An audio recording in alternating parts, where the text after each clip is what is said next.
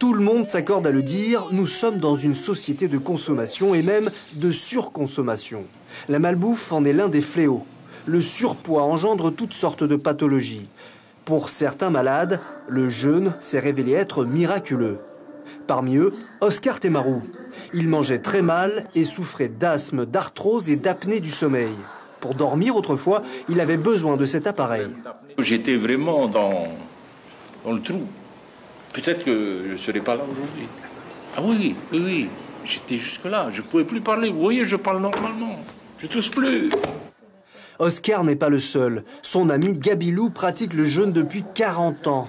Depuis que la cortisone a fait monter son poids jusqu'à 135 kilos.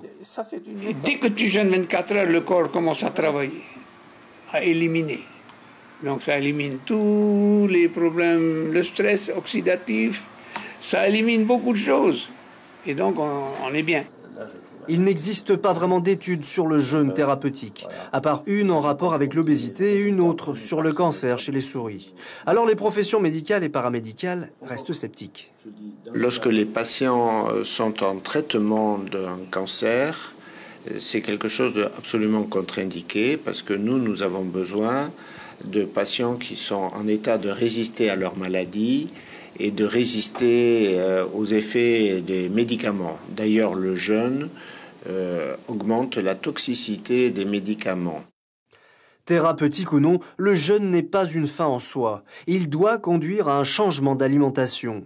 Plus équilibré, plus tourné vers les fruits et les légumes et dans des quantités plus raisonnables. Le plus dur, je dirais, c'est pas de jeûner 8, 10, 12, 15, 20 jours. Le plus dur, c'est après. Changer son mode de vie. Cette diététicienne voit le jeûne comme une réponse trop radicale au problème de la malbouffe. Elle préconise à la place une alimentation équilibrée avec de l'activité physique pour rester en bonne santé. Ce qui serait le plus positif, ce serait de réussir à sortir de table systématiquement en n'ayant pas cette sensation de trop plein. Là du coup, même les études qui paraissent actuellement démontrent que du coup c'est l'excès d'aliments de n'importe quelle sorte qui est néfaste pour la santé. Plus on est en surpoids, plus on a de risques de développer des pathologies.